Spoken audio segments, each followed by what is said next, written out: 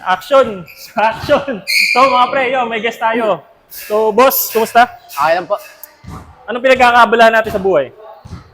Ako po ay isang volleyball player po. Oh, puro atleta. Magkakasunod yung interview ko ngayon, panay atleta. Makakatulong to talaga. So, gaano ka nakatagal nag-workout? Well, nagsimula po ako this year lang po, nung February po. February. So, yun. Pero hindi kayo tinuturuan ng element ng mga strength training, explosive sa mga training nyo as player. Meron naman po kung conditioning po yung training conditioning. po namin. Puro body weights lang po. Both Pero wala bodies pong lang, weights. walang lift, walang... Opo. So ito, baka makatulong. So, tutok mo dito. Gagamit tayo ng please move up na tinatawag. Nakatay. Kukunin ko muna yung stats mo. Age mo is 16, 16. Babata pa nito mga to. Weight mo is 65 65 kg. Height mo is 5'5". 5'5". Activity level, ilang beses ka nag-workout kasama yung mga training mo sa sports? 6 times a day.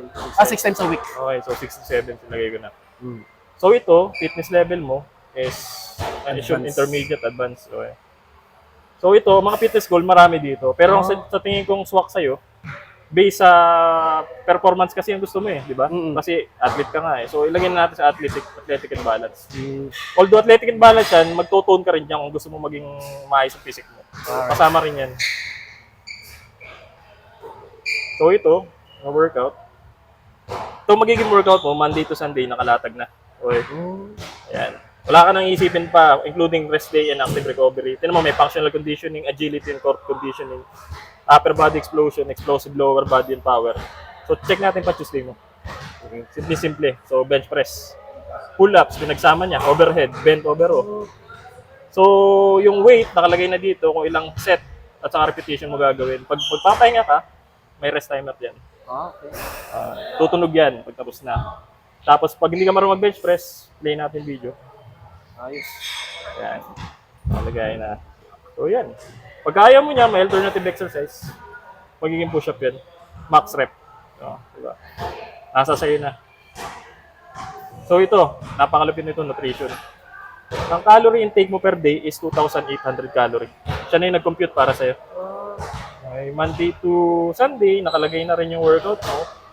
Balance meal plan, Filipino food lahat yan. Okay. Tuesday, check natin. So breakfast mo is smoothie with banana oats. Okay. Nakalagay na ingredients. Pag ayaw mo niya, pwede natin palitan replace meal. Egg and cheese sandwich. Pag hindi marunong magluto ng egg and sandwich, may video din. So yun. Sinigang na baboy, sa kanatang meal plan na sinigang na baboy. It's all about calories. Siya na yung nag-balance ng protein at saka ng carbohydrates para sa'yo. Beef stir fry with vegetables, sino mo may gulay. May beef. So lahat makakain mo. Pati paborito mo pagkain mapapasama sa meal plan mo.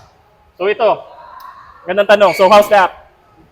Very good po siya para sa mga athletes na kailangan ng guidance. Very helpful. May nakita ka na bang ganito sa internet? Hindi pa, honestly. Wala pa, di ba? So ito, yung totoo lang, ito lang ang nag-iisa ngayon sa Pilipinas. Okay? Pag napuno yung mga user ko, baka hindi ka na makagamit ito. So yun lang, bye.